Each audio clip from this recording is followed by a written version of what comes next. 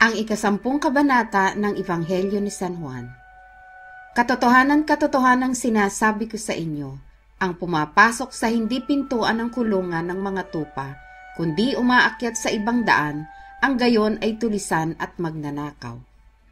Datapwat ang pumapasok sa pintuan ay siyang pastor ng mga tupa.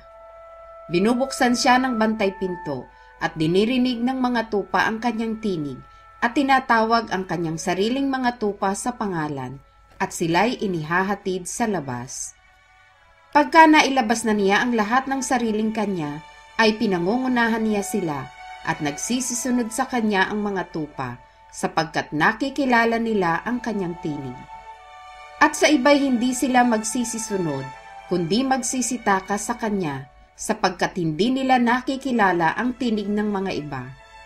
Sinalita ni Jesus sa kanila ang talinghagang ito, datapwat hindi nila napag-unawa kung anong mga bagay ang sa kanila'y sinasalita. Muli ngang sinabi sa kanila ni Jesus, katotohanan-katotohanang sinasabi ko sa inyo, ako ang pintuan ng mga tupa. Ang lahat ng nangauna sa aking nagsiparito ay mga magnanakaw at mga tulisan, datapwat hindi sila dininig ng mga tupa. Ako ang pintuan, ang sino mang taong pumasok sa akin ay siya'y maliligtas at papasok at lalabas at makasusumpong ng pastulan.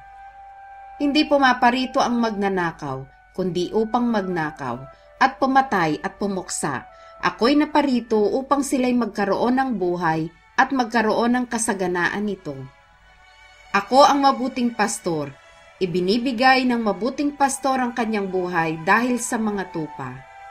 Ang nagpapaupa at hindi ang pastor na hindi may-ari ng mga tupa ay nakikitang dumarating ang lobo at pinababayaan ng mga tupa at tumatakas at inaagaw sila ng lobo at pinapangangalat.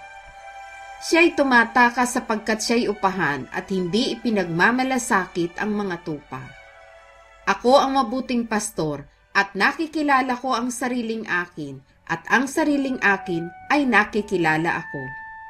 Gaya ng pagkakilala sa akin ng Ama, at nang sa Ama ay pagkakilala ko, at ibinibigay ko ang aking buhay dahil sa mga tupa.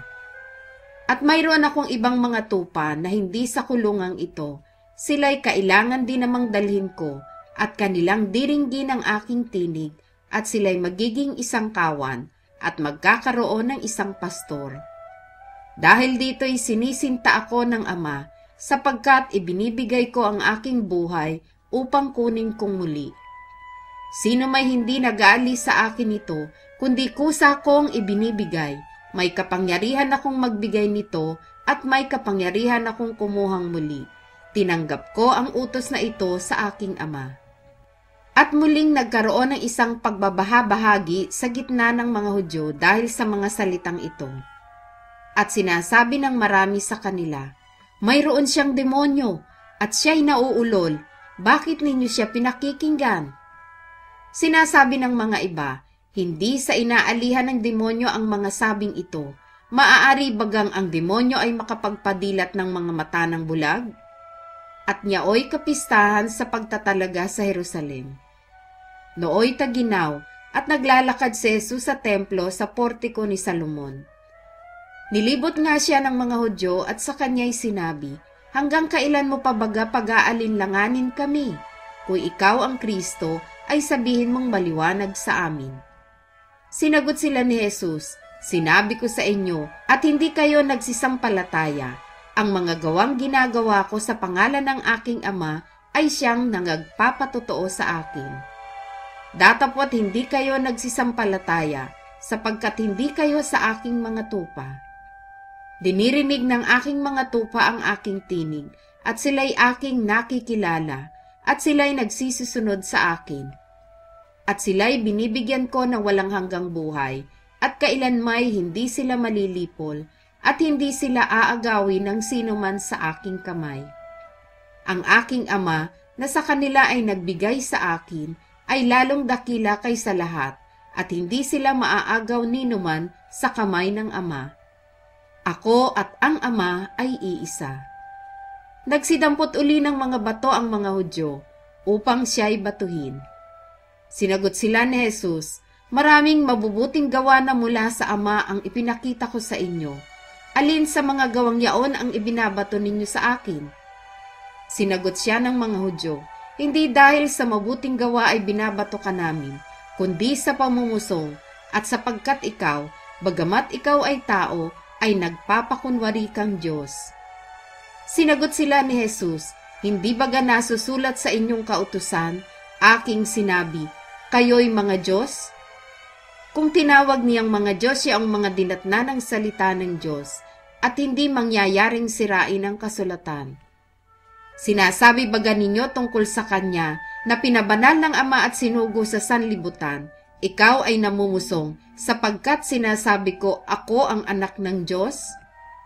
Kung hindi ko ginagawa ang mga gawa ng aking Ama, ay huwag ninyo akong sampalatayanan. Datapot kung ginagawa ko ang mga yaon, kahit hindi kayo magsisampalataya sa akin, ay magsisampalataya kayo sa mga gawa, upang maalaman ninyo at mapag-unawa na ang Ama ay nasa akin at ako'y nasa Ama. Muling pinagsikapan nilang siya'y hulihin, at siya'y tumakas sa kanilang mga kamay. At siya'y muling naparoon sa dako paroon ng Jordan. Sa dako ng unay pinagbautismuhan ni Juan, at siya'y tumira doon. At marami ang mga nagsiparoon sa kanya, at kanilang sinabi, "Katotohanang si Juan ay hindi gumawa ng tanda, ngunit lahat ng mga bagay na sinalita ni Juan tungkol sa taong ito ay totoo." At marami ang mga nagsisampalataya sa kanya roon.